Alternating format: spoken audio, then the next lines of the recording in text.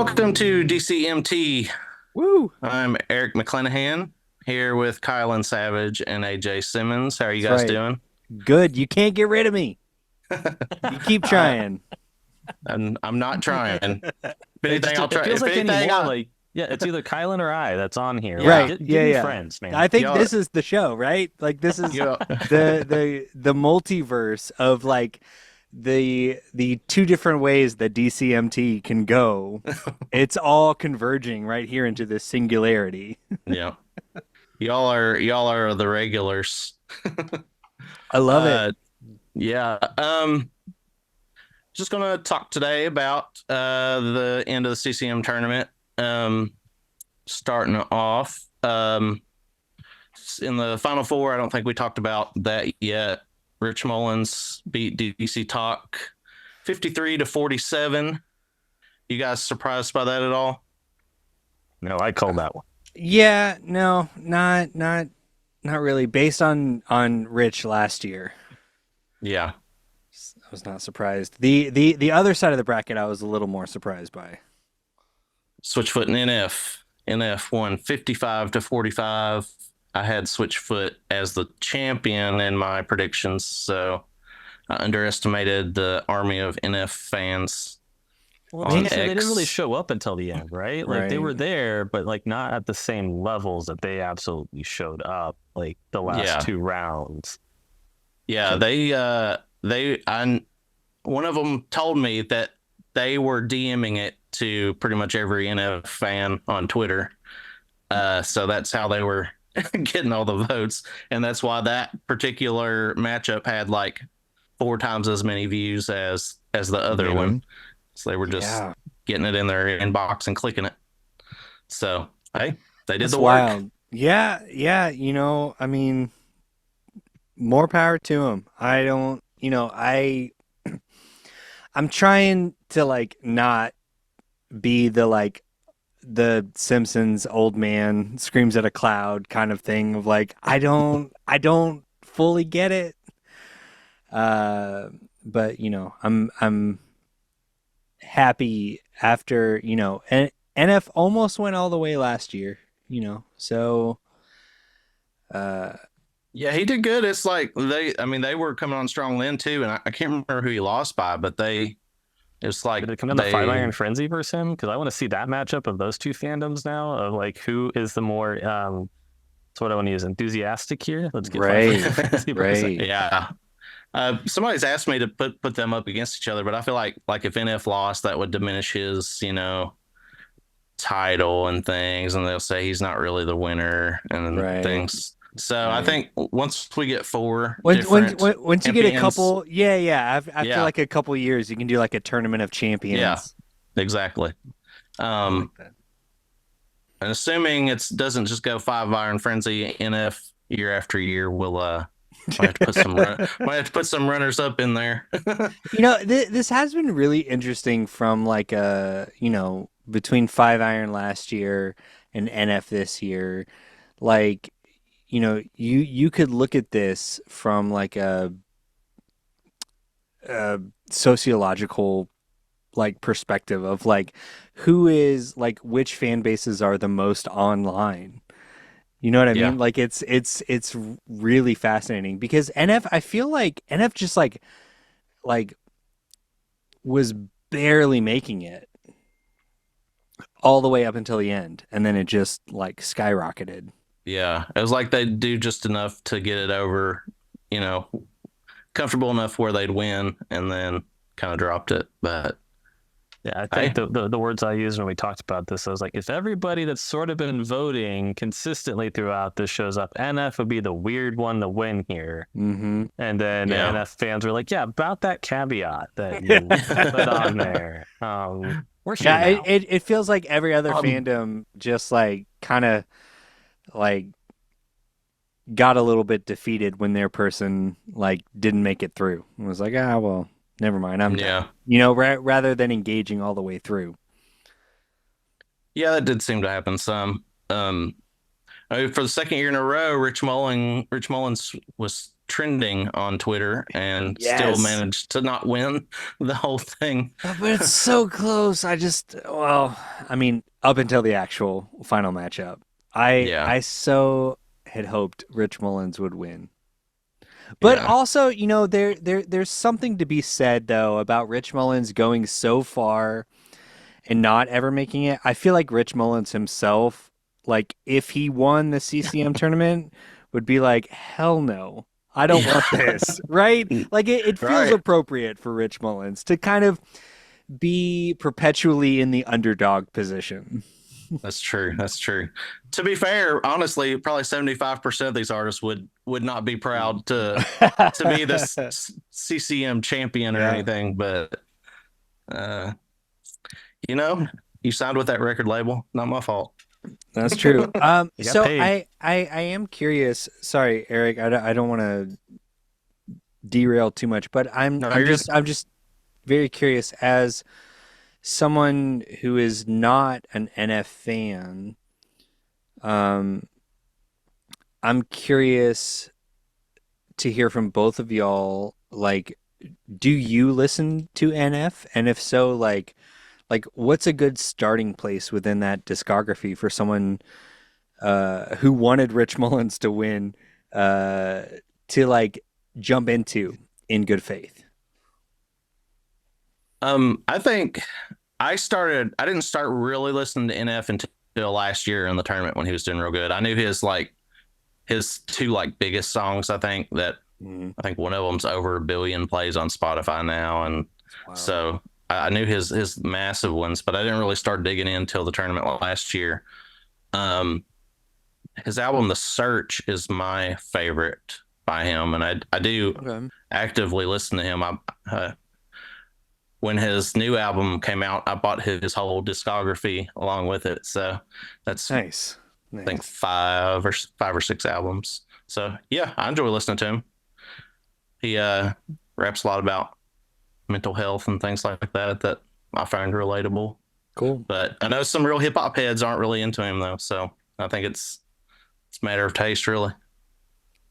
Cool. Do you listen to him, AJ?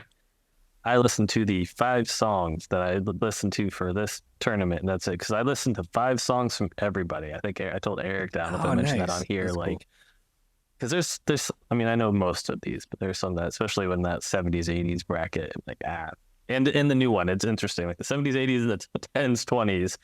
But I made the rule of like I'm gonna listen to the like top 5 most played song on either Apple Music or Spotify, depending on where I was at. I listen to Spotify while I work and Apple Music everywhere else. Because my computer at work cannot run like my stats programs and Apple Music at the same time. So I've only heard like a handful of songs from NF. So Okay. It's How did you go ahead. feel about them, AJ? they were fine. They kind of seemed. I'm sure I'm gonna get like shaking fists on Twitter. Like kind of reminded me of 21 Pilots to an extent. Like earlier 21 Pilots, I should say. And I'm sure like I've offended somebody majorly now, and that's cool. But no, I thought it was fine. I thought you were going to say Eminem because that's what all my coworkers say when he comes on. He does sound a lot like Eminem, but I mean, vocally he does. Musically, I think he goes for a more cinematic kind of thing than Eminem really did, and he's obviously less abrasive, I guess, than Eminem. But No, it's not that hard. It's not hard to do. But any other thoughts on how the tournament went overall, or anything you all would like to see different next year? I have a Chaos Goblin idea for the bracket next year. Okay, let me hear it. Actual region, like what state they're from by region put together, because that will lead to some like north, south, east, west. I guess make it easy. That could be fun. Because I mean, there's obviously going to probably be a ton depending on where you throw Tennessee in there, like the South because of Nashville. But I think it would be really interesting, get some very strange matchups to do it that way. I don't know. I mean, obviously do what you want to do, but I don't know how you did it. I don't remember the first year, but doing it actual by like geographic region that they're from. would be, I think. Yeah. That is a think that could Chaos be Goblin fun. idea, and I Yeah. love it. So you end up with like the Jesus freak music in the 70s, right? Going up against like Right. MXPX, and you're like, that's fun. Yeah. What do y'all think about? Do y'all have any ideas about how I should do seating next year? I liked doing it by Spotify numbers because it took a lot of pressure off Yeah. me to get everything right. But What if you things did? won't change what a if- lot from year what to if- year. What if you did like pure like old school like album sales instead of just streaming? I wonder if that would mix up the seating like a little bit more. I don't know. The problem with that is unless an album went gold, you're not going to find Right. any really sales numbers for anything. There's one thought there would be to average the two, like take how they would be for streaming and actual album sales, and then whatever the average is, then that's their ranking. Simply because then it would balance out, right? Like say like NF has, how many streams on this song or whatever, or was it Sleeping at Last also had a ton of people. Like I don't know anybody that has a Sleeping at Last album. Like they just stream the music in the background because it was on Grey's Anatomy or whatever. And that's not a knock on Sleeping at Last. Right. So I wonder if then, if you took it less by like streaming, because I think the later artists definitely benefited from like songs being featured on like individual songs having like much higher numbers than albums as a whole. Like I wonder if you did it by total number of streams or sales or whatever for like whatever each artist's like overall most listened to album was, or like most famous album. Right. Yeah, that could be something. Or take the Apple Music route for what we're going to talk about and be like, yeah, we had a panel of people. You don't get to know everybody that was on it, but they're the ones that came up with it. And then like genuinely you rank them however you want and just be like, I had a panel of experts. Right. Yes. Do this. This is Pharrell's CCM tournament matchups. Right. I mean, why do you genuinely go get people that you would think would be useful to like rank and just be like, here are the people based off of region, rank them. I'll draw a random Twitter follower who has to do it, and all the pressure's on them, and I'll tag them in all the tweets, and they can. Or genuinely, you give me the names, and I'll rate the algorithm that randomizes them, and that's the rankings. Like straight up, just be like, I don't know, they wrote a programming that just ranked all of them, and you're like, and that's how Striper ended up number one. Well, I could just do a randomizer. Yeah, absolutely. Yeah, that could be fun. All right, chaos. Nobody can get mad at that thing. Yeah, I mean, they'll still get mad. Let me phrase that. No. Here's the thing: people are going to get mad regardless. So I think we're just trying to find the way in which the people that would get the most mad won't, like the least amount of those people will direct their anger at Eric. Yeah, like willing to stand on it. If it's completely random, it's like, I don't blame the randomizer. Like, I feel like overall things were way more chill this year. Like it was just the beginning of the tournament. There was, some people who weren't happy with 5-Iron Frenzy not being in, and then at the end of the tournament, people, thinking NF isn't a CCM artist or shouldn't qualify or. Right. The number of times I saw you'd have to write like he won Dove Awards, people. Like, hey, maybe that's how you do the seeding next year. How many Dove Awards? There we go. You trying to Toby Mac here? Like, come on. Dove Award winners only CCM tournament next year. Sorry, 5-Iron. That would go real well. Because they did not win one, but the insiders did. So sorry, we'll have to put the insiders in instead of 5-Iron. Insiders going all the way 2025. I'm predicting it right now. That would be fun. All right, y'all got anything else on that? Or are you ready to move on to Apple Music's top 100 list that they just came out with? I'm ready. Let's do it. Yeah. All right. So Apple Music put out their top 100 albums I mean, I guess of all time. I don't know if it specifies that, but it goes back to the 50s, I think. Um, and they had a panel of some sort who apparently voted on these. I was reading from another site that does lists and things, somewhat major site, and they were talking about how every major list like this has some kind of agenda or bias, Right. and it's kind of up to you to figure out what it is.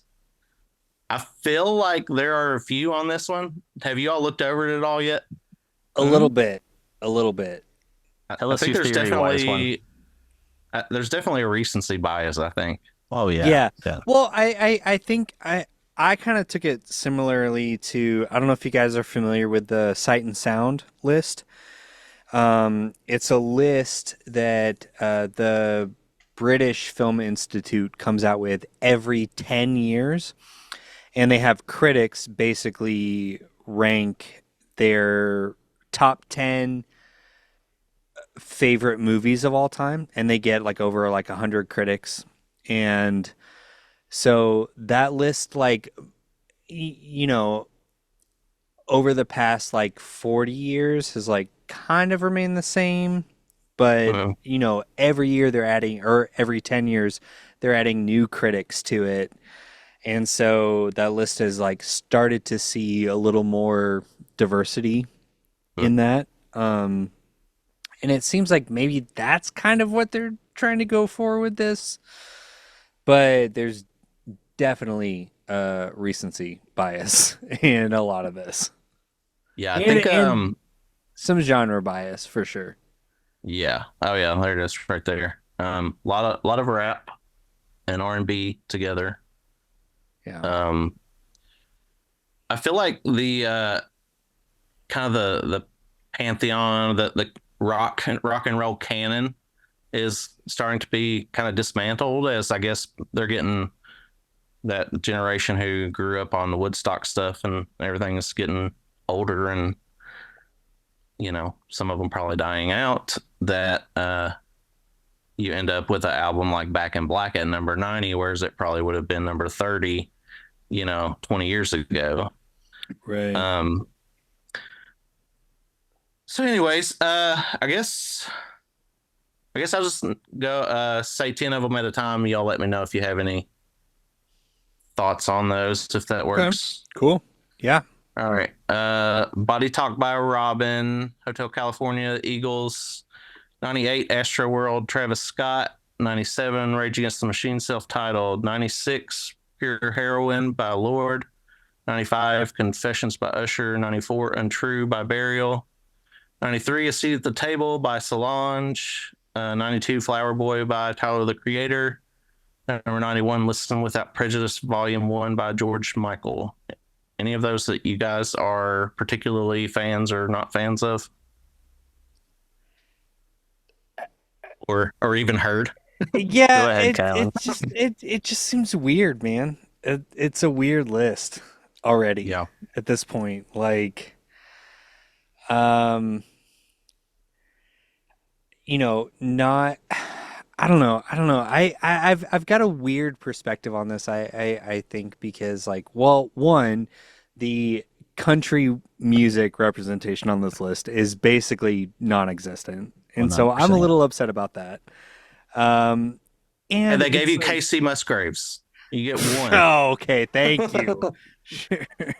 Like, yeah, where's Redheaded Stranger on this list, guys? Like, Yeah, like it's no Dolly insane. Parton, no John Prine, no Willie Nelson. I Yeah. mean, even Ryan Adams, I think, arguably. Well, and then in yeah, that exactly. conversation. But then even if you take out the like the country music of it all, like, it's really interesting to me that like there was no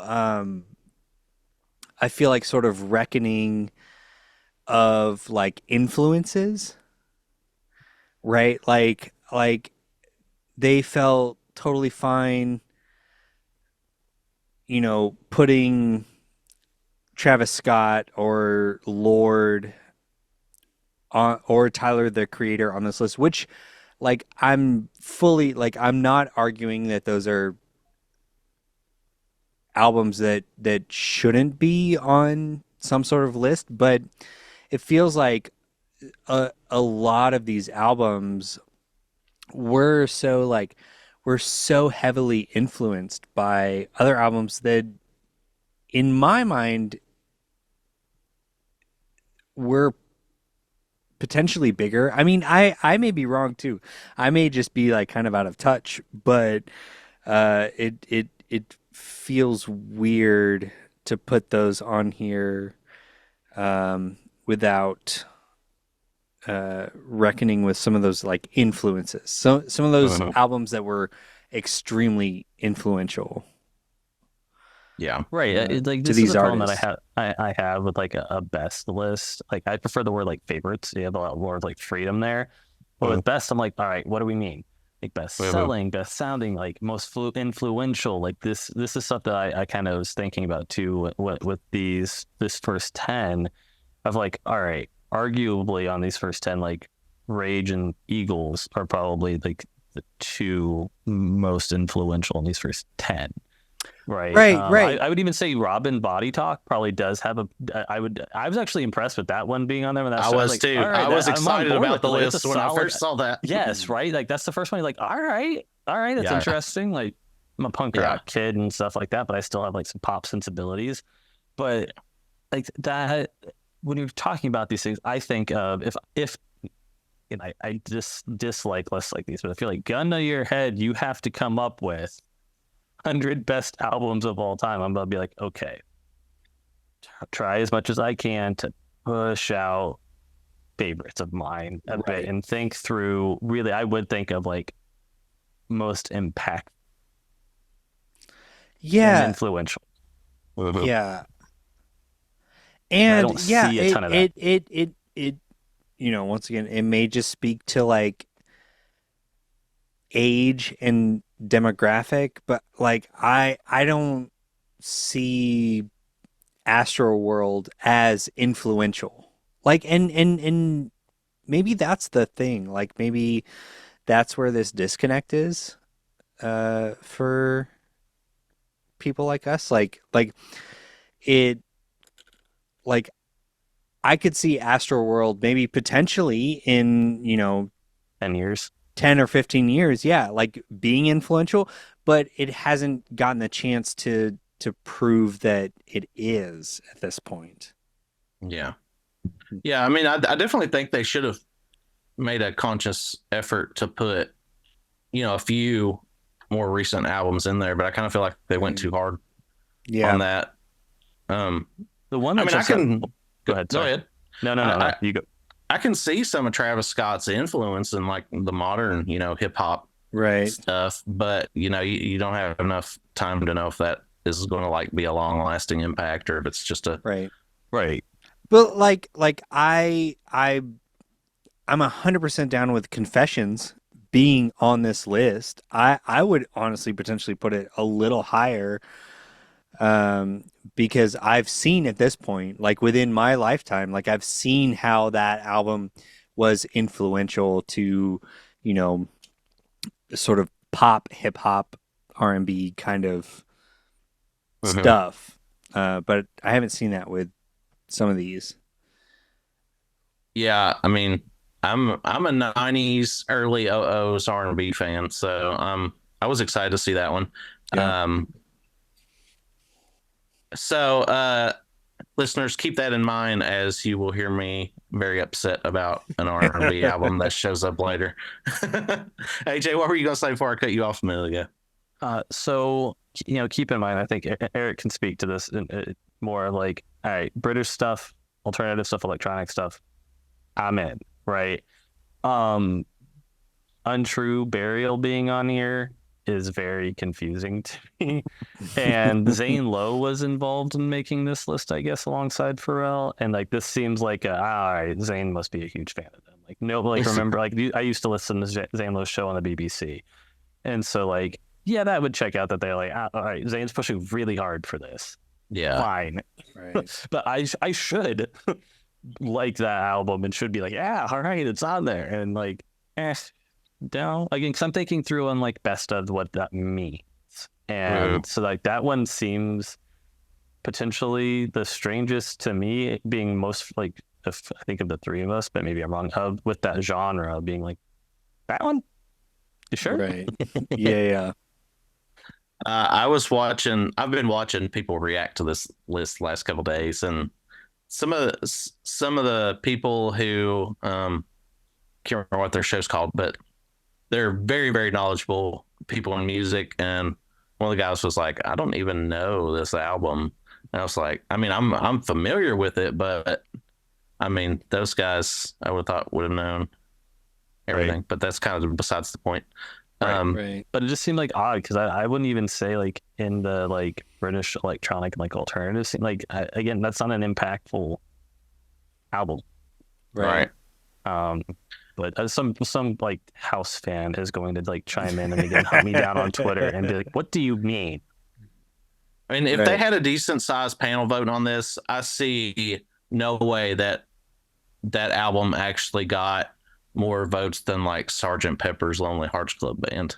Right? Yeah, the stuff that's left off. Yeah, and so I point to that. And Yeah, that's why I really think through like what we know about the panel. Right. I was Zane Lowe on there, and I was like, "This is a hint. This is his kind of music." Right. Yeah, that's kind of the thing. And then I think with my comparison to like the Sight and Sound list is like they have at this point like I think they've got like at least 100 people chiming in, and then they weight all of those lists. Mm-hmm. This feels like a very specific sort of like curated sample size in a way that doesn't make a ton of sense to me, but we'll get into it more. There are a lot more albums.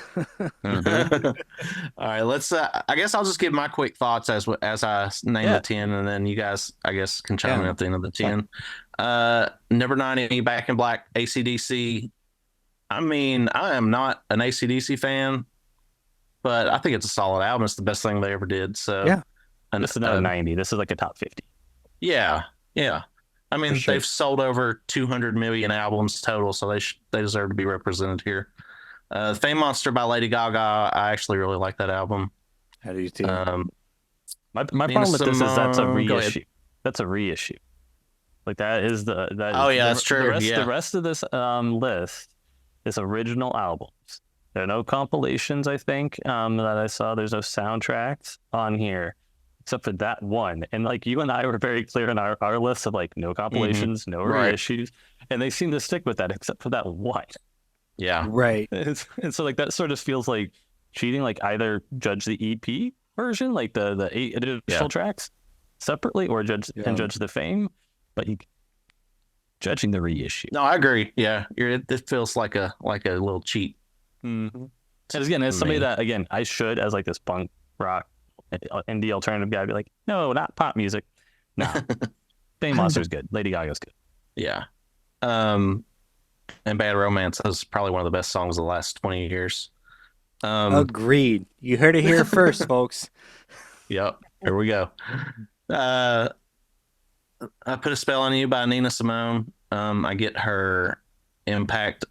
Her voice is not appealing to me, but Blue Lines by Massive Attack. I thought Mezzanine should have been on here instead of Blue Lines. Mm-hmm. My Life by Mary J. Blige. Yeah. It's a fine album, but not top 100 of all time. Golden Hour, Casey Musgraves. Fine album, but I can think of a lot more country albums that should be here instead. Oh boy, yeah. Doggy Style by Snoop Dogg. I feel like it's kind of faded in influence and things out over the last several decades. Horses by Patti Smith. I've never really been able to get into her.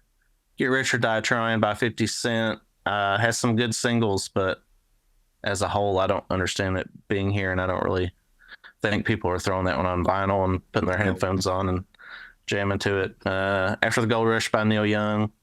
Fine with that. I like Neil Young. Marshall Mathers LP. I actually think that probably should have been a little higher. Yeah, that surprised me. That again, I think that arguably is a top 50. simply Yeah. because Yeah. of impact. Again, what the point of these sort of lists are and what we mean by best. Yeah. Are you a Massive Attack fan, AJ? I can't remember. Not a fan, but I don't dislike them. If they're on, I'm like, Yeah. all right, jammed. Massive. Okay. Yeah. I like that song they did for House. Yeah. That's the album that should have been on here, I think. Yeah. Um, uh, do you want to give your Casey Musgraves thoughts now, Kylan, or Well, do you want to save that for later? well, I don't know, man. I'm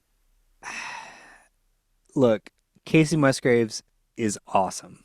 She's an incredible songwriter. Um, I don't think that's one, her best album, and two, I think if you include a list of best albums of all time, I think even Casey Musgraves would agree that if you put her album on there and don't put like a Willie Nelson album, that Yeah. that's just wrong. Yeah. Yeah. I'm I don't get it. Again, like fully appreciating her as a performer and thinking that she's really fantastic. Like her latest album, like her latest one, divorce one, like it was Yeah, great yeah. to be able to hear her and Rustin Kelly's like Yeah. version, like take on the divorce and music. Like it's a fantastic album, but like there's so many other country artists that should be on there. Right. And that So it's not to knock her. It's just like, as Yeah. you said, like Yeah. probably not And even her best release. once again, I think she would probably agree with that, but Because your yeah, friends, it just- you text them with her with the LOLs, like she told you like I'm not down with you know me on what? this list. She grew up in the same town that my wife did, so I think they like knew each other like back in high school or something. Did you But- mention that one on the Oh. Church Jams Now Interesting. episode? Probably. Like the Jars of Clay one, probably. Yeah, who knows? Interesting. Yeah, I think if she saw this and didn't see Patsy Cline or Dolly Parton or Willie Nelson anywhere else on this list, I think she would also she would call BS on it. I hope that they didn't allow live albums, because Live at didn't- Folsom Prison should definitely Yeah. be on here Yeah, if Johnny live Cash, albums were like, allowed. Yeah, he's the token country pick, and which is like, yeah, it was missed it. absolutely nuts. Yeah, completely forgot that Cash wasn't on here. Yeah. But to Patti Smith, to switch to that, I don't mind that being on. Like that's such an influential like Yeah. punk album as like Yeah, and I'm fine with that being I'm actually like I think that one I'm like yeah that's somewhere 80 to 100 range. Yes. Yeah. Like somewhere in the 80s, that album totally belongs on a 100 list. For Like I sure. think NME has that in, like the top like 20 albums. I'm like I don't know about That's a little much. But yeah, it belongs in like an 80 spot, I think. Yeah, I mean, it deserves to be here. I can't remember if I've heard the whole thing or not, but I've heard some of it. Let's see, 79, Norman effing Rockwell. Don't worry. I'll bleep you out, Eric. Lana Del Rey. I like Lana Del Rey, all right. I feel like there's a lot of this kind of artist represented on here, though. Goodbye Yellow Brick Road, Elton John, probably my favorite Elton John album. Mhm. Like a Prayer, Madonna. Yeah, that should be here. Bad Bunny. I'm not going to try and say that, but Okay, but here's the thing. That Bad Bunny album came out like 2 years ago, right? something like that. So like it came out either 2022 or 2023. How is that already how is that on a list of the 100 greatest albums of all time? It hasn't had time to like prove itself, right? Yeah. To be more than just like I'm not saying Bad Bunny is a one-hit wonder. In fact, I think he's incredibly talented.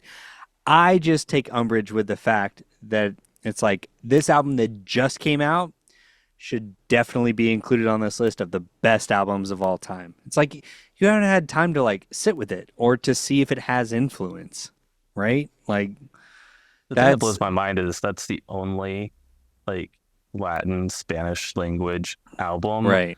Like, are you? I grew up in Southern Arizona. Are you kidding me that like Selena is not on here? Shakira is not on here. Holy cow! I didn't Gloria even think Estefan, about Luis that. Miguel, Yes. even like Soda Stereo, Cafe Tacuba, Los Fabulosos Cadillacs, like they're not on here. And Bad Bunny, it's like that's again goes to like the recency bias, Right. as part of like as a larger also like I feel like an entire like group of folks just got completely like deleted off of this list in a way that like it feels strange that I'm the one putting this out. I've read reviews. I don't know if I've seen that in any other like reviews or reaction to this. Like, come on, you were telling like there's so many other artists that should be on. Like, I feel like Bad Bunny is on here. Oh, okay, that's interesting. So.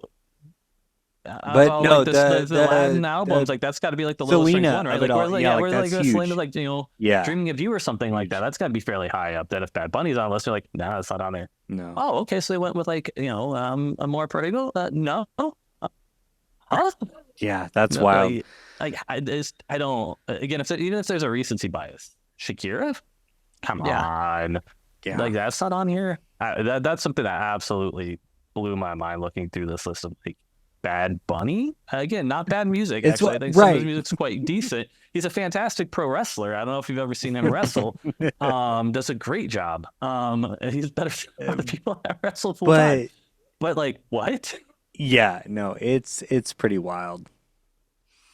I feel like some of these entries feel forced. Like I don't think they're going to release the ballots. For this list, for us to see the individual ballots. But like the sponsors.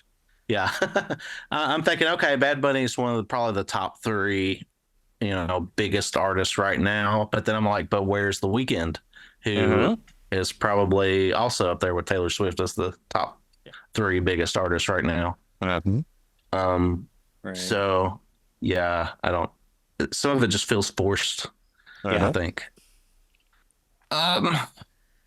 Super Duper Fly by Missy Elliott. I love the rain from that album.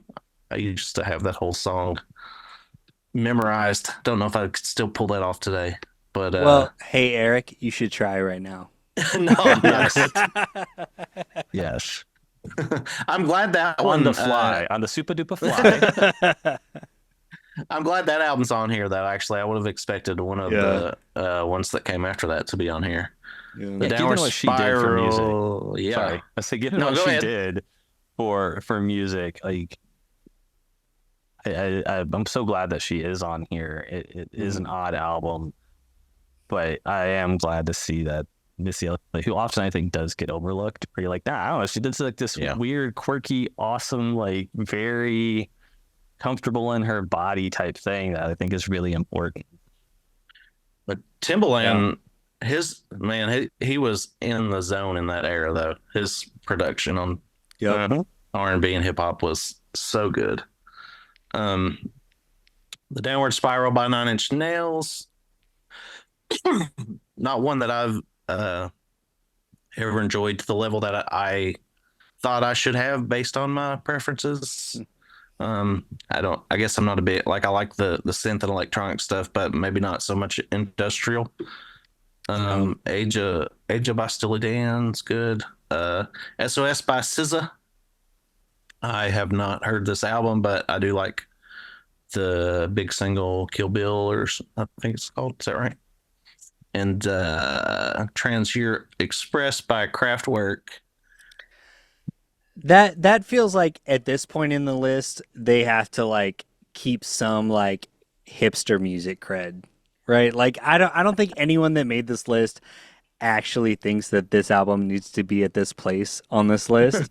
They're like, well, we want the like real music fans to know that we're serious. You know what I mean? Like, and I'm not arguing that this album shouldn't be on this list, but its place and the artist around them, like it just doesn't really track.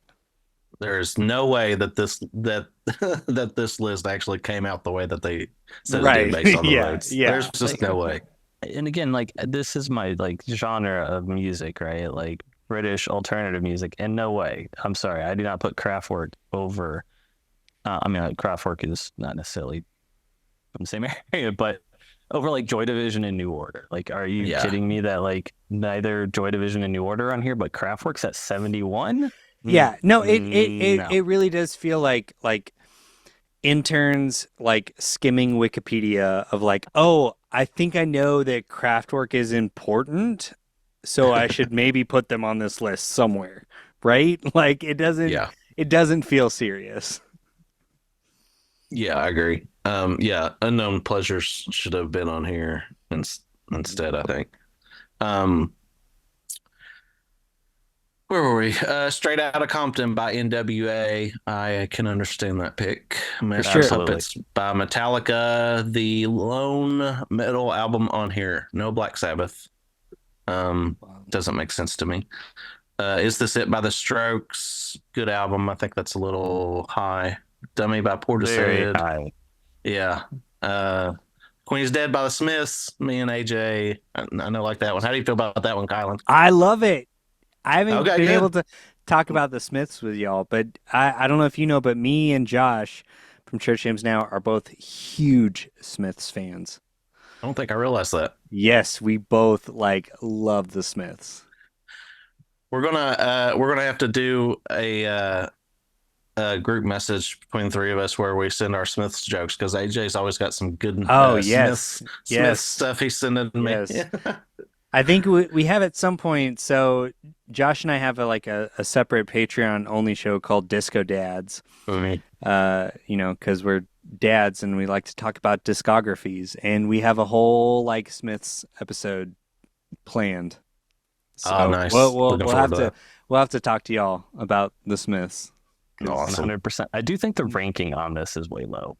Like, Yeah. I'm sorry, like a whole genre of music was like Right. partially on the back of this Unknown Pleasures, and then we'll get to soon the album that a whole genre of music was built on, and I'm like, I'm sorry, 66. Like, I mean, the fact that REM aren't on here at all, I think we should be happy that the Smiths even make an appearance here. Well, and again, try to argue that The Queen is Dead isn't going to end up on here. I think it would be tough to like not to be able to defend it, considering the major publications that have that as top 10, if not top 5 NMEs. I think this is number 1 on NMEs. And so to be like, wow, we know it's top 10 on everybody else, but like we can't even include this. But that's why it's like, hold on, all right.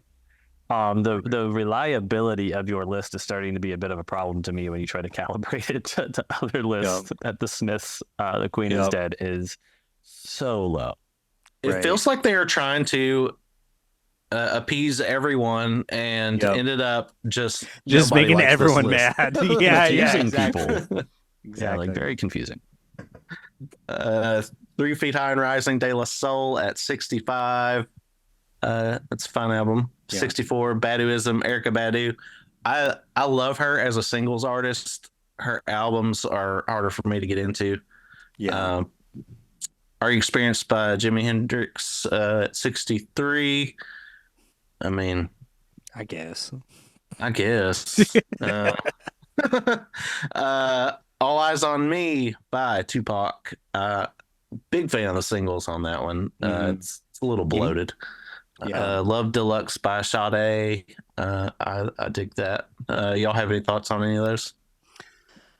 No, like this is the point in the list where like it like I recognize like these albums should be on this list, and this is probably a good place for them. I just, with everything coming before it and everything after, like I just personally feel patronized, right? Like as someone that actually appreciates a lot of different types of music, it does just feel kind of arbitrary of like, yeah, I guess we'll throw this on there. Rather than any like real thought being put into why and where these albums should be. Plot twist is they just had AI make this list. They said probably, hilarious if they actually came out and said that. Right. Well, I think one of the weird things for me is like several of these albums besides the Smiths seem a bit low rank. Like Tupac, Metallica, NWA, I think should be higher on these lists, especially NWA and Metallica. I think I would argue should be higher on this list. Again, Portishead, maybe. I don't. Again, I should be like, yeah, all right, like, but I don't know. I feel like maybe it should have stuck. Maybe it should have snuck in at like 92 or something. Yeah, put like it down that. with Robin. Yeah, Like that's fine by me. Yeah. But like, yeah, this has just a really weird run where I think at least 4 of those albums, NWA, Metallica, The Smiths, and Tupac, I would probably have. I mean, I would have in the top 50. Yeah. So this seems like a weird placement for them. Yeah. Yeah, I agree with that. I was glad to see Sade on here. I don't know if that album would have been my pick or not, but it's been a while since I dug into her discography. Number 60 is The Velvet Underground and Nico, which is an album that I have tried many times to enjoy, and it is just not for me, but I recognize its influence and importance. It's influential. Yes. Right. Like it's important, even if it's not good. I'm okay with this at like 60. You're like, yeah, okay, this checks out. Yeah. Yeah. And then AM by the Arctic Monkeys in front of it is almost humorous. Super bizarre, especially that album from the Arctic Monkeys. Right. Yeah. Is very strange to me. What's the Story? Morning Glory by Oasis. I like that album. I don't know about 58, but I get it. Voodoo by D'Angelo. There are 55 albums ahead of Disintegration. That's a problem. A travesty. Disintegration by The Cure at number 56. I'm glad it's on here though. Anti by Rihanna. Okay. Love Supreme by John Coltrane. I get that one. That just feels like another. It feels like the Kraftwerk pick of like, I guess if we want people to take us seriously, we should throw in some real music or something. You know what I mean? Like it without any real thought. It's a good album. It is. Exile on Main Street by the Rolling Stones at 53. Appetite for Destruction by Guns N' Roses at 52. That's another one that I feel like should have, came in at like 85 or something. Yeah. Sign of the Times by Prince. Y'all have any thoughts on any of those? Well, yeah. I'm sorry. In what world does anything that Drake has produced come above a Prince album? I don't understand it. It makes no sense. That reminds me though, I missed Drake when I was talking about my the biggest artist right now. He would be he would be in the top 4. But yeah, that doesn't make sense. It's wild to me. I think the Drake album, I think it like popularized kind of like the emotional kind of rap stuff. Yeah, but but Eric, here's a counterpoint. Prince. That's true. No, I agree. That was not a hard defense of that album. That was just fully. I get that. I totally understand. Yeah. But also on the other side, Prince. Right. No, I agree.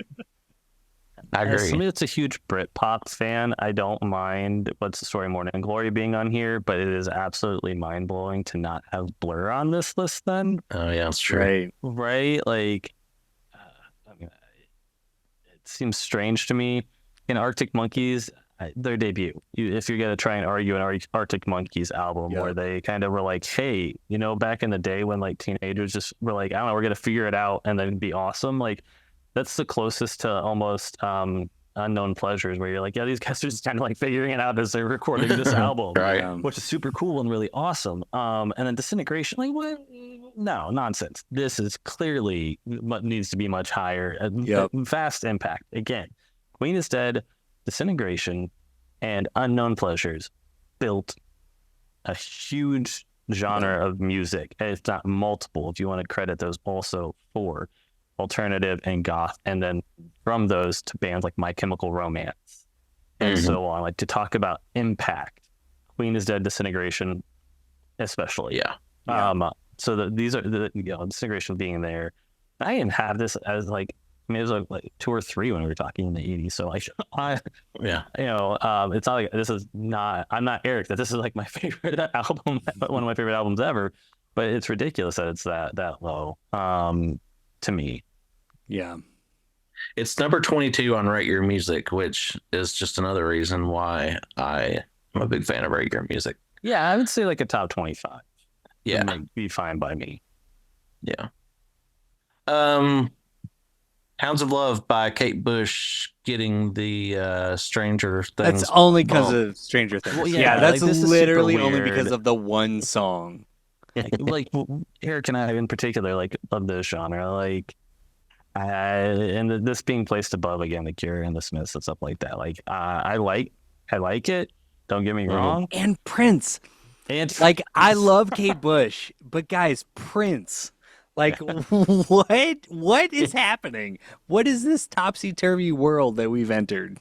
yeah, I do think that this is a bit of the Stranger Things / like Gen Z that have like apparently discovered like 80s alternative music. Like, my research assistant is a Gen Z kid that like absolutely loves 80s alternative music, and I think it comes from Stranger Things, which I'm on board with.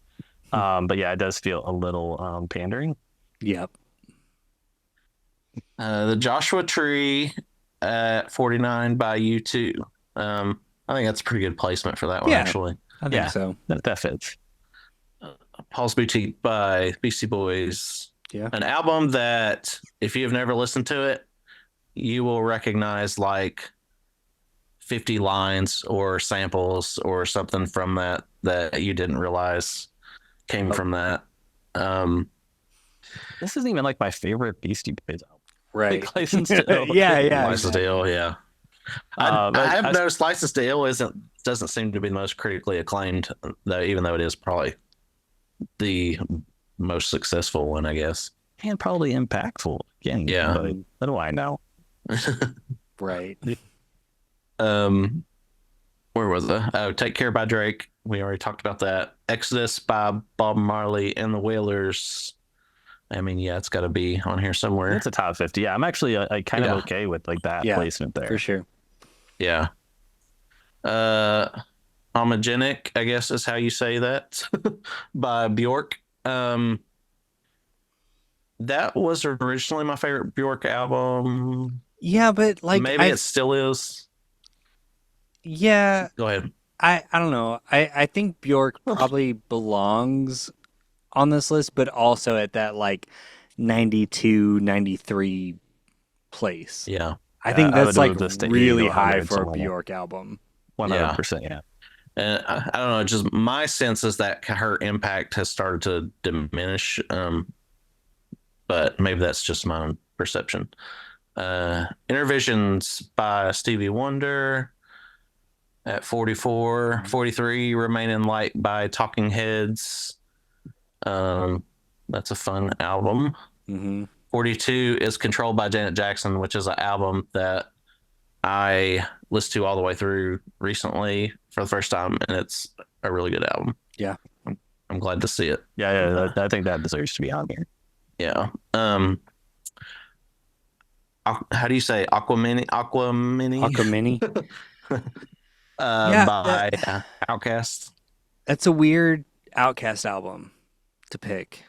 Yes. Yeah. Like, it's a really weird Outkast. Like, I think Outkast belongs on this list. I don't know if this album, like, that feels like a real Pharrell pick, right? like he like really pushed for that. Like, it's you know, it has none of their hits, but it, you know, even if you go beyond like hits, I think they hadn't fully realized where they were as a group by that album.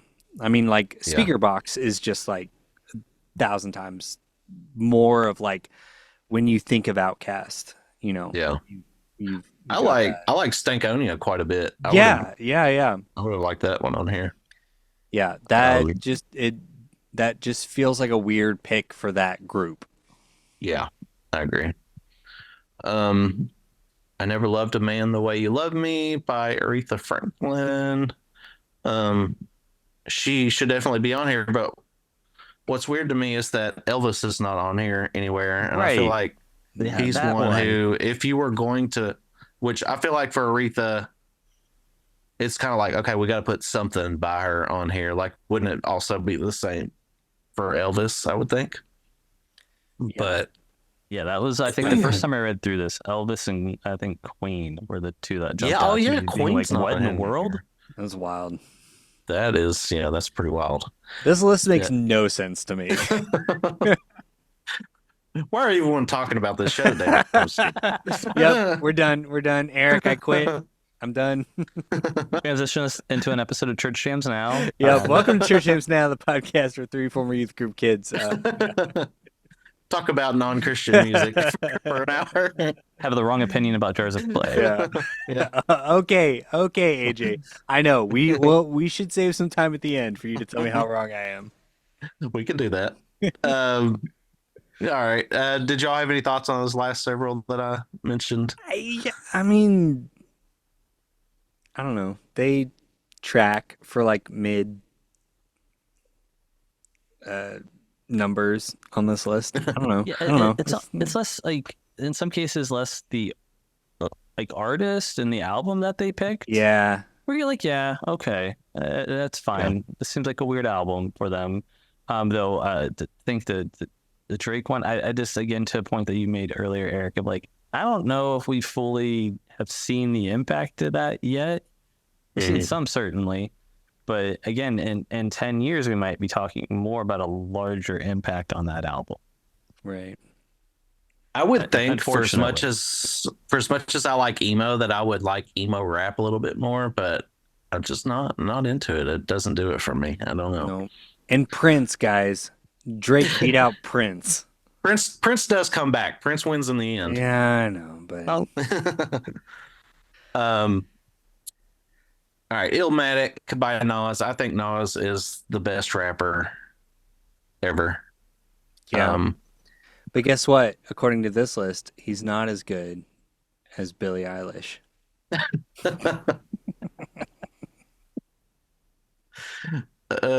We'll get there. Tapestry by Carole King, one of my dad's favorite albums. So yeah, I'm sure like that probably belongs here Yeah. for people. I don't think it who are- belongs this high above No, Neil Young or above, Prince. above Prince. Yeah. Like it's good, but that also maybe needs to be like a 70 spot, right? yeah, I agree with that. Enter the Wu-Tang, 37. This feels low to me. Yeah, Yeah, personally. I would agree. This feels low. one of my neighbors has a sign that says like Wu-Tang 2024 or something like that in their yard. Dude, That was pretty funny. I've seen a couple of those. Yeah. So Yeah. Wu-Tang played here like when I first moved here, and then I saw a bunch of those like they look like campaign signs. Yeah, but yeah. yeah. Yeah, I thought that was funny. I'm not even a Wu-Tang stan, but I would gladly have that in my yard. For sure. Beyonce self-titled. I don't know if I've heard that one all the way through or not. Well, Beyonce has like multiple representation on this list, right? Yeah, she does. I don't think does. she needs to. No, I don't either. That I don't either. Yeah. London Calling by the Clash. That one, yeah, it's got to be on here. It's gotta be on here, but it's way too low. Yeah, yeah, I know. I'm sure you would have it in your top 5, wouldn't you? Yeah, this is my number Yeah. one album from the 70s. Yeah, So this would be in my top 10 at the very least. right. It Takes a Nation of Millions to Hold Us Back. Public Enemy. Kid A by Radiohead, their first of 2 appearances. Sorry, y'all. Got a frog in my throat. Good. Let's see. Uh, Ready to die. Oh, Ready to Die, Notorious B.I.G., Jagged Little Pill, Alanis Morissette. So Kid A on here instead of In Rainbows. I'm not sure how I prefer In Rainbows. I think at this point they're probably both about equally influential. yeah. But I think they both should have been on here. Y'all Radiohead fans at all? I'm not at all, so I'm going to recuse myself Okay. from any further Radiohead conversation. I'm not at all as well, but I can recognize the impact that they had Yeah, and respect that impact. right. I think that things that maybe were influenced from them are better. Yeah. Are. I mostly feel weird about Public Enemy being this high, specifically with like NWA being so low. That is weird. That's true. Yeah, 100%. That's weird. Like that discrepancy, because okay, where was that NWA album? That was like 70? 70. Yeah. That was That's 70, and and Public Enemy is 34. That just feels weird. Yeah. Yeah, that does seem off. Jagged Little Pill, I think 31, regardless of what else is on the list. Jagged Little Pill at 31 on a list of 100 greatest albums of all time. I'll take that. Yeah, I think that's all I right. I was listening to somebody else talk about, and they're like, "Is this album really that different from Cracked Rear View by Hootie and the Blowfish?" And like, I mean, Well, I guess I mean, yeah. Man, I never considered that. You're kind of blowing my mind a little bit. Now I need to go back and re-listen to some Hootie and the Blowfish. Jagged Little Pill is my tattoo artist's favorite album of all time. So It's good. I'll It's a accept good it. Some of my record. top albums of the 90s, but Yeah. I think there are albums that aren't on this list that I would probably put above that. Right. Right. Well, I definitely wouldn't put Jagged Little Pill above London Calling, but No. that's just me. I don't know. I'm not Pharrell. I didn't make the list. Billie Eilish at number 30 with When We Wild. All Fall Asleep, Where Do We Go? Okay. Okay. Moving on. Right. You can tell we're all just like old dudes. We're like, yeah, I mean, yeah. I guess No, the kids like it. I Like, can I don't know. appreciate it. I truly can. I really I Yeah. can appreciate it, but like again, this goes back to like of all time. Yeah. It beat out Prince? Excuse me? Especially again, we're talking about supposed to be talking about like quality and impact and just be weighing all of those things together. Right. I think in 10, 15 years again, it's just some of the things we've always like, yeah, we might be talking about that impact. Right. But there hasn't been enough time to like Right. know that. Right. Yeah.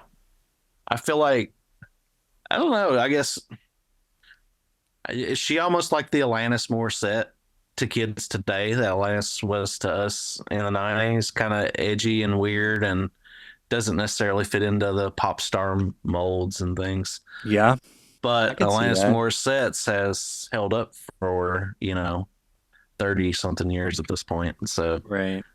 Yeah, I Yeah. mean, once again, it could just speak to my age, because Get off I my can lawn, tell kids. Alanis Morissette songs apart, and I Right. can't tell any Billie Eilish song apart from any other Billie Eilish song. true. She's talented. She's amazing. I really I think so, but too soon. Yeah, Yeah. I think so. The Low End Theory by A Tribe Called Quest.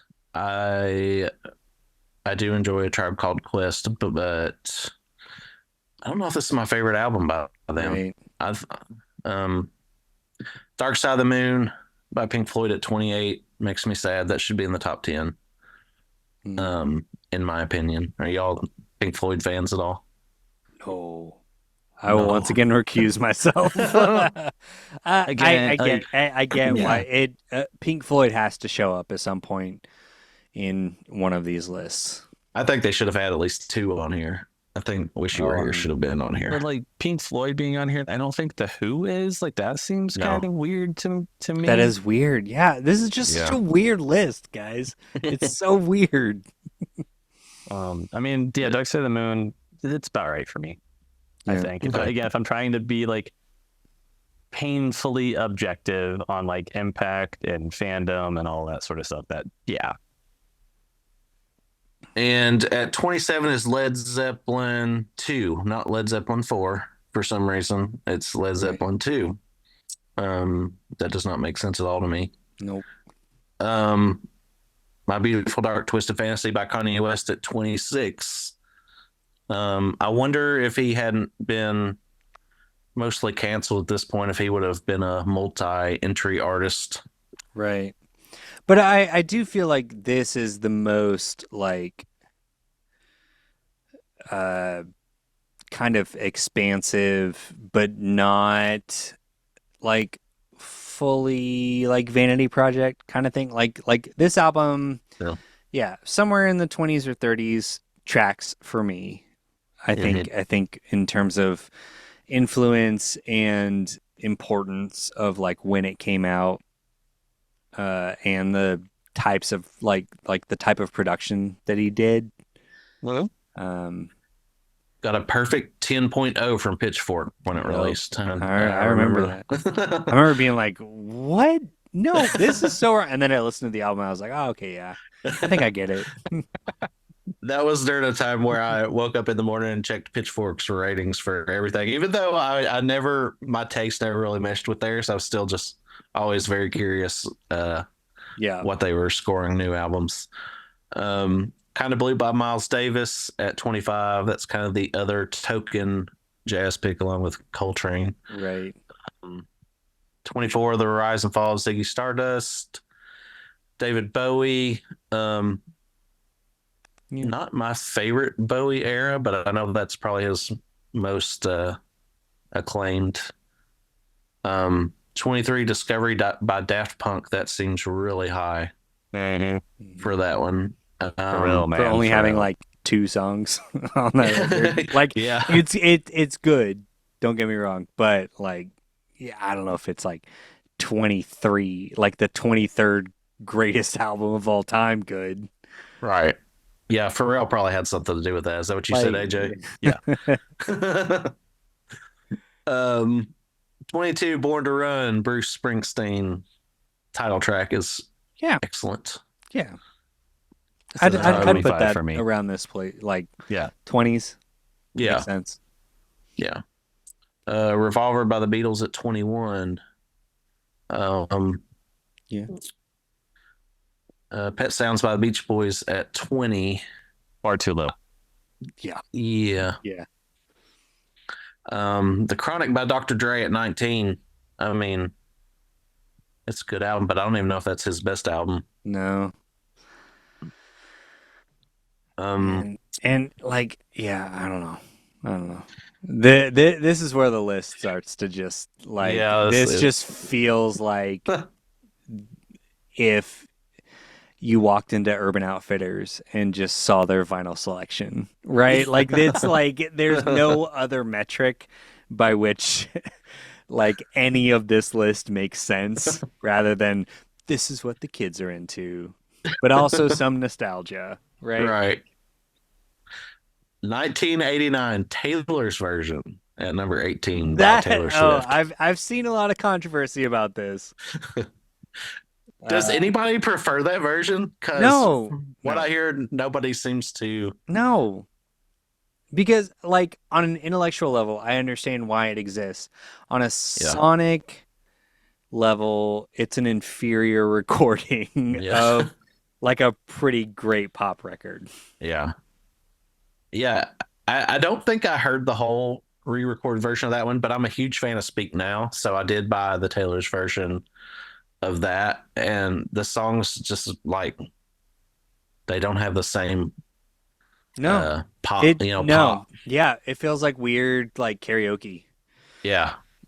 Yeah. What's Going On? Marvin Gaye at 17. Yeah, that's got to be up there pretty high. For sure. Blue by Joni Mitchell. one that I appreciate more than I enjoy. 21 by Adele at 15 feels pretty high for Yeah, her. that's really Like high. if you were doing a purely pop list, Yeah. I could see that being here. Okay. But Highway 61 revisited by Bob Dylan at number 14, the only Bob Dylan album on Which this is list, I'm confusing. sure And is I don't even like Bob making. Dylan. I know. I'm not a big Bob Dylan fan either, but But that yeah, doesn't and it seem right. feels really high. Once again, it's like the Public Enemy NWA thing. Like it feels weird that you put Highway 61, like you put Bob Dylan this high and you put Neil Young that low. Yeah. Yeah. You're Like right. I just At I least you don't can understand Neil Young. True. I'm glad to find some other Bob Dylan skeptics in my life. Hey, So far, hold if on. We've it- agreed on Radiohead, we've agreed on Pink Floyd, and we've agreed on Bob Dylan.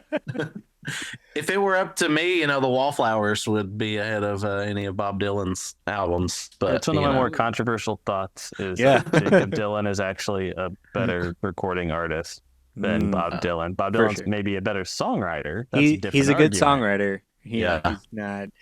Yeah, and I went through the phase that I feel like every young white man goes through where I'm like, I think I'm supposed to really like Bob Dylan, right? Like Yeah. I'm supposed to like Jack Kerouac and Bob Dylan. I'm supposed to love these guys, and I tried my damnedest. It's like Bjork said.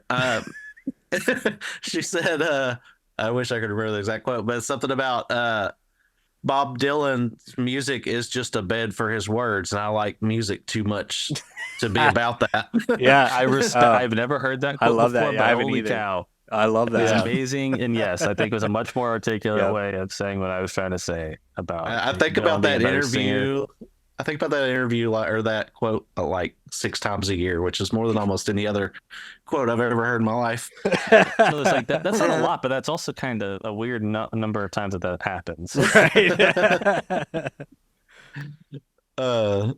Anyways, the Blueprint by Jay-Z at 13 Sure. should not be ahead of Illmatic though. No. Okay, Computer, Radiohead at number 12. I think it should have been top 10. Not one of my top 10 favorites, but top 10 like to people of our demographic, I would Right. say, even if both of you aren't Right. into it. Rumors by Fleetwood Mac probably should have also been in the top 10. Definitely. This is a couple spots too low in my Yeah. opinion. Yeah.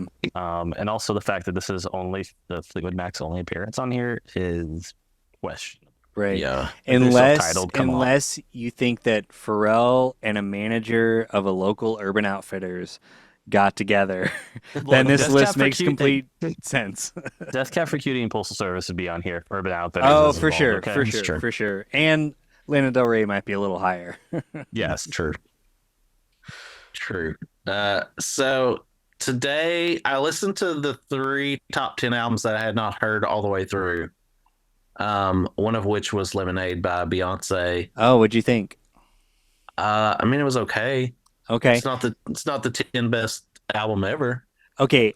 I might disagree with you on this. Oh, interesting. I think Lemonade might be one of the most perfect pop records ever made. Oh, wow. Everything I think kind of before and after, I'm not super impressed with Beyonce. And I think Lemonade kind of suffers from the like I was trying to talk to Caleb the Spy about this on Twitter a few weeks ago. It suffers from the almost like what I call like Quentin Tarantino syndrome, right? Like it was this one pretty singular vision that also involved like this visual album. Like it was very much a product of where this recording artist was at this time. It feels very personal, and it makes so much sense for her to have made this record. And I think there were a lot of people that kind of took the wrong lessons from it and tried to recreate it. And I think that the legacy of that album is almost kind of tarnished by everyone else trying to copy it and not being as good. So there's my my Beyonce tangent. That came out in 2016, right? I think it was. Yeah. Yeah. What were you going to say, AJ? Well, one of the things about this, so when I saw this list initially, I was like, what in the world is this doing that high? And I went back and re-listened to it today. One of the few albums I did. And like that opening, like the formation, like the music on Formation is incredible and immediately catches your attention. And then I hear that and immediately think of the video to the point that you're making, Kylan. Mm-hmm. And it's so incredibly done. Like she had a vision to capture her rage and fury in her private life, and also not just her private life, but her experience. And I can appreciate that as somebody that saw like, nope, this is the vision. We're going to see this through. And then I get that the music to Formation in particular is so incredibly unique and immediately grabs you. I appreciate so much like 80s music because of that. They're doing like weird things with synth and stuff that immediately grab you. And Formation has that. Like that is probably one of the best songs, having gone back and re-listened to that in the past 20 years. I say that as like a punk alternative white guy. Right. Yeah. No, that was the thing. I Beyonce's saw written one of the best like top 5 songs in the past 20 years. I saw Beyonce on the Lemonade tour in a sold out arena show. And the whole time I kept just telling my wife, I was like, listen, I understand. I'm literally diametrically opposed to what her target demographic is. Like I'm a straight white man. It's like everything that she was like, but this music connects with me so much. This is like so good. It's just like perfect pop production. And I need to listen to it again, knowing that you guys are such big fans of it now. Oh, it's good. Maybe I'll hear it differently. I always wish that Beyonce would do just like a super chill album, like with songs like Halo and Irreplaceable, and just maybe make it more of a alternative R&B vibe, kind of like what kind of like what's in these days. But I don't know. That's just my own kind of. I like the slow jams. Lemonade is her capturing like the rage and fury that you would normally find in like punk rock, and I appreciate the heck. I get that. Yeah. That's good. That's a good thought. Nevermind by Nirvana at number 9. That makes sense, I think. Yeah, sure. Maybe even a little higher, I guess. No, I'm okay with this. You okay with that? Back to Black by Amy Winehouse at number 8. That was one that I've probably heard almost every song from, but never in succession. So I went and listened to that all the way through today. It's a good album. It feels like it belongs in the 20s. Yeah, I would agree with that. Absolutely. Like you could almost. I know they're very, very, very different artists, but if you're looking for like that kind of flavor on a list like this, like you could just replace Adele with Amy Winehouse and have the sort of like, 2000s, 2010s, like Britpop, like female soul vocalist. Yeah, Joss Stone's in that category. I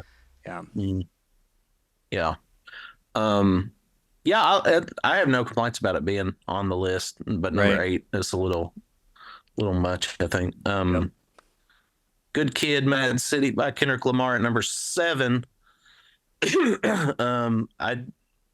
To Pimp a Butterfly is his more acclaimed album. Yeah, I'm surprised by that pick over To Pimp a Butterfly. I mean, they both should have been on here, really, if we're talking, impact and things like that. I don't understand why there would not be 2 albums from him on here. Have you heard that one, AJ?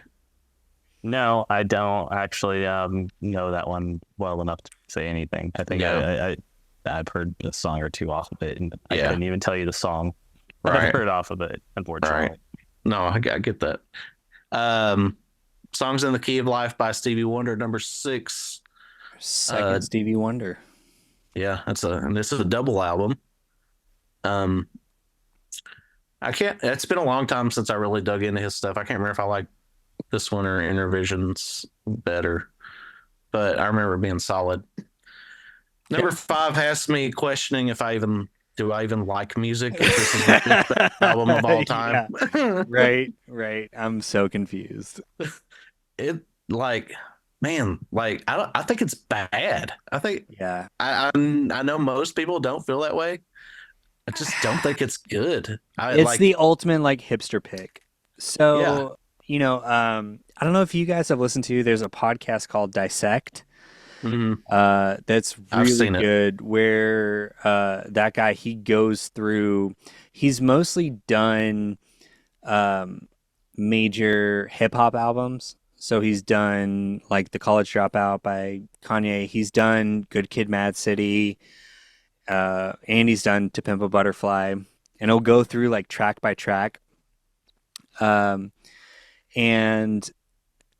he even did Radiohead in Rainbows. And all of his episodes, like going through, like they've made me like appreciate a lot of those albums more on an intellectual level. But he did a season on Blonde by Frank Ocean, and I listened to all of it, and I was just like, nope, I don't think I agree with anything you're saying. This is not. So he did appreciate it, the host of the show. No, he thought it was great. Like, Yeah. and he went through and he explained all the like music theory and like how this song is genius and how this part and what he was trying to say, and I thought it would make me appreciate it more. I loved listening to the podcast, but then I listened to the album again and I was like, nope, no, thank you. It's rough to me. At one point in it, he says near the end, "I think I should be paying you all to listen to this." I'm like, yeah, like you would have to pay me to listen to it all the way through again. Yeah, I'm sure I'm losing all my hipster cred right now, but same. I listened to this earlier listen. today. This is one of the ones I got to listen to earlier today, and I had the thought, kind of funny enough, again, having viewed the list, I was like, this almost feels like if you were like, hey, Radiohead, you want to make like a really weird hip hop album, Right? Yeah. And Tom York's like, yes, I want to do that. Yeah. It's not. I can appreciate it, but even after listening to it and being like, all right, trying to find the angle here lyrically, I think it's probably more interesting than music wise. But I was like, this, I'm confused that it's as high as it is. I'm possibly even confused that actually I am confused that it's even on the list. Yep. Yeah. I expected to go into it being able to appreciate it because like my tastes do not align with the critics and when it comes to music for the most part, but the ones that are so acclaimed as this, I can find something to appreciate or admire about it, I think. But I struggled with this one. I don't know. I think Frank Ocean's got a little bit of that, like, I don't know. It feels a little bit of like the Emperor's New Clothes kind of thing, of like people maybe don't fully understand it. Yeah. So then people assume that it's much deeper than it is without maybe considering the possibility of like maybe it's just not very good. I don't know, man. I can see for somebody who's like really into whatever what he's doing here, Right? like you would be able to listen to this over and over, and keep finding little things to. I mean, the melodies are so disjointed that it would take for a while for you to even get the melodies down. Yeah. But it does seem like an album that could be fun to have some substances to and listen to. Yeah, maybe that's the thing. Like I don't the version of like the Dark Side of the Moon almost. I mean, he does seem to encourage that throughout the album, so maybe that's this will make sense to you if if you're on a different plane right now. Yeah. Right. Yeah. I guess so. Purple Rain by Prince at number 4. There you go, Kylan. Yeah, dude. For sure. Absolutely. For This sure. is absolutely, yeah. Even if I don't agree with 1, 2, and 3, Purple Rain at number 4, regardless of what's before and after it, yeah, that's the perfect place for this record. Yeah, it's a pretty good spot. Abbey Road by the Beatles at number 3. Are y'all Beatles fans? I am. I'm not an Abbey Road fan. No. What album would you have had there? I don't know. I might put I mean, personally, I would probably put Sergeant Pepper's. Like, if you're talking about like influence and like Yeah. the scene that kind of made, like when it came out. Right. But I could also I could see Rubber Soul being up there. I could see the White Album. I could see Let It Be. I mean, they Yeah. really should have had at least 3 entries on here. They're Right. the I mean, most yeah. successful artists of the rock and roll era. I'm So I not think a- it would be acceptable. I'm not a huge fan of them, but I don't dislike them or anything. It's just like Yeah. kind of not my thing, and I can appreciate where they came from.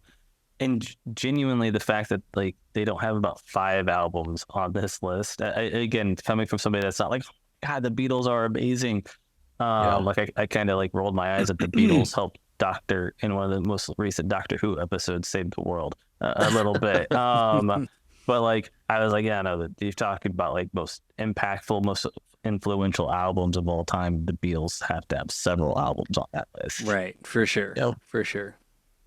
And Um, I think Abbey Road is more I think that album art is more aesthetically influential than yeah, maybe even potentially any of the music. I'd agree with that. Yeah. Um, I think So Sergeant that- Pepper's would have been my pick. yeah. Sweet. Thriller at number 2, Michael Jackson. Sure. Yeah. Yeah. Yeah. Sure. I don't think it's a perfect album, but as far as impact and influence, I think it definitely should be near the top. Yeah. But yeah, it makes sense. Again, it's not one that I would list in my favorite albums or whatever. But I feel like, all right, Yeah. putting on the objectivity hat here of like the impact and legacy. Yeah, this is Right. the top 10, top 5. Right. Number 1, The Miseducation of Lauryn Hill by Lauryn Hill. An album that I bought when it came out and listened to many times, and then kind of faded for me. And Yeah, I mean, it's a great album. Is Yeah. it the number 1 best album of all time? I don't know. I don't think I so. I don't think so either. It's a weird choice for number 1, Any of the 3 directly behind it would have made more sense at number 1, for sure. I think. But I mean, I get like, I'm sure it was influential on both hip hop and R&B and soul. So, I mean, it did have like a multi dimensional impact, I guess. Right. But Yeah, I don't know, man. It once again it feels like the hipster pick, right? Like, and that's what's so weird about this list is like it vacillates so much between the like hipster picks versus like populist picks. And Yeah. I don't understand the rubric by which they're like trying to make this list or what Yeah. it's trying to accomplish, right? yeah.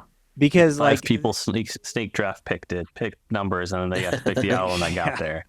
because then I'm also surprised like, you have Lady Gaga so low, but like if you're talking about influence like you put Thriller at number 2, but there's no Katy Perry representation on the list, and if you're talking about like purely numbers, like she should be somewhere on this list. How much do you all think her basically retiring from music after this came out, and she didn't have a chance to put out anything, mediocre afterwards or anything. Do you think that at all impacts the perception of it? Builds the mythos. It's a bit. I think maybe somebody made that observation about Rich Mullins and his performance in the tournament. Look at that. There's a thing we're connecting back to. What we were there you talking go. about. There we go. Welcome to Decent Christian Music Talk. But the way that Rich's legacy and the mythos that built out of his tragic, unfortunate early death. Right. Yeah. Well, I think about that a lot. Great album. Don't become Morrissey. Don't. Right. Don't Exactly. Yeah, I've been realizing I probably shouldn't have called this show Decent Christian Music Talk because I don't stay on topic. So I'm just going to start saying DCMT more often now. I love it. I can bring it back to theme. I'm going to bring this back to theme, and I'm going to make a bit of a joke here. All right, Amy Grant. Yeah, there you go. Straight up, no. Where? Genuinely. Even my wife that does not really travel in these circles was I was like, I know Amy Grant on here. She's like, what? How do you not right. when you're talking about impact and influence, not have at least an Amy Grant album in the top albums? It's like they'll well, I mean, country got snubbed too, but a lot of these lists they'll play some kind of homage to a pioneer of pretty much every genre, right? But they do not with Christian music at all. So Dr. Payne, Leah Payne made that argument. CCM was built around Amy Grant, and so she is foundational. Look at me, I'm advocating for Joy Division and Amy Grant in the same podcast conversation. I'll also throw out the Ramones not being on here, super weird. Oh yeah, it is weird. And so that might be one of the stranger things I've ever advocated for before is Amy Grant, Joy Division, and the Ramones. I've been the Holy Trinity. AJ, I'm gonna make you a shirt that just has the Holy Trinity, but it's Amy Grant, the Ramones, and Joy Division. That'd be great. I've been toying with trying to make a similar list of Christian music, like the 100 greatest or whatever. That's kind of taken my most of my subjective thoughts out of it and just trying to look at impact and importance. Right. And I'm sure I'd have to sneak a little bit of my subjective opinions on underappreciated albums. You could be the Pharrell of that list. Well, I mean, if this list is anything, they're really high. If this list is anything to go by, Eric, you can just completely make it up. Right, it can be whatever you want, because this list also I was surprised even lower on the list. I was surprised Coldplay wasn't anywhere. I thought about that too. Yeah.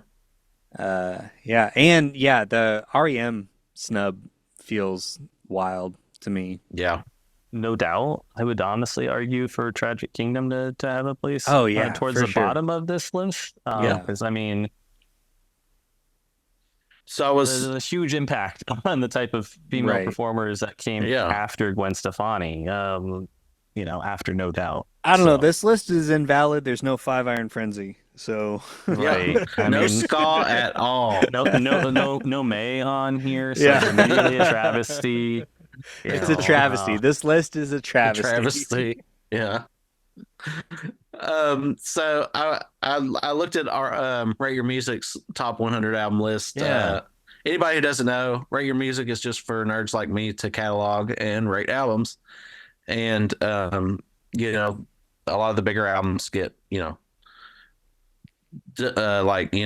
several thousands, up to, I think OK Computer has 104,000 ratings right now. So it's a pretty good sample size of people who want to rate music.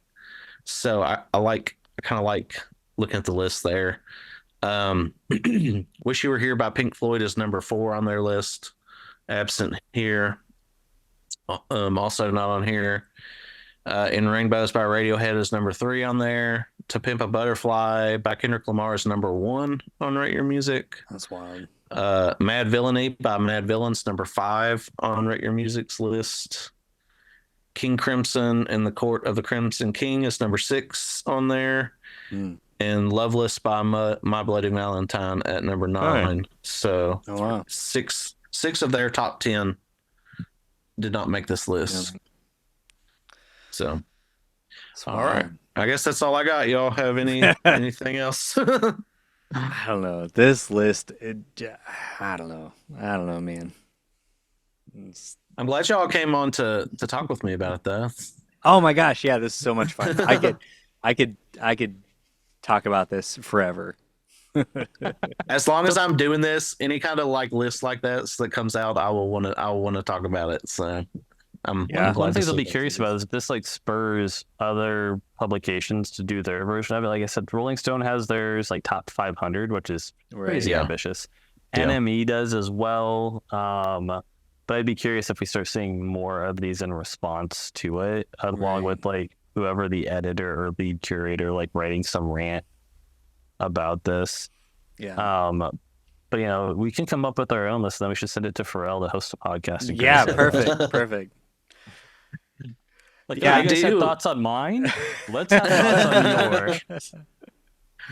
I am part of a Uproxx. I don't know if y'all know Uproxx website. They have a critics poll that they do every year that I submit my picks for. I would like to be a part of, like, if they did something similar with a all-time list or even decade list or something like that. Yeah, man, I once again, to bring it back to the Sight and Sound, I would love if this list was like evolving in that way, of like if they increased their sample size and they did it like every 5 years or every 10 years, and to see which, because now at this point with Sight and Sound, because that's been going on, like there's only been 6 of them or something, but that's 60 years.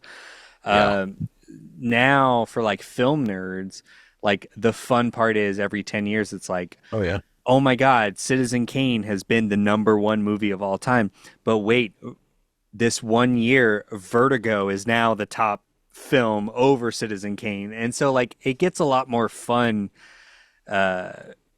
for other people involved, at least from my perspective. Whereas like like if they kept this going like in that way, I would love that. Where you could see how different albums like track over time and their influence over time, rather than just randomly putting albums that came out 2 years ago like on the list. Well, that's what Rate Your Music does too. They factor in score and numbers of ratings, and it's all weighted and everything, so it updates every so often. It's ever changing, which I love that. Cool. It's probably not as official as the Sights and Sounds thing, but I don't know. I used to obsess over it. But anyways, thank y'all for coming on. Kylan, tell people where they can find you online. At Church James Now. All right. I mean, you can also you can follow my personal Twitter, but I mostly just repost things from Church James Now. So AJ, where would you like to be found? So folks can find me at AJS is Writing on Twitter and Instagram. I think, Eric, you've seen that pop up recently as a new thing. Yep. Ooh. As soon as somebody else gets something to me that they're working on, yes, I have news to share I've got... on that. But yes, I think I'm pushing people to that instead of like my personal one, because cool things should be dropping there soon. Sweet. Or cool news should be dropping there soon. Awesome. All right, well, thank you guys for coming on.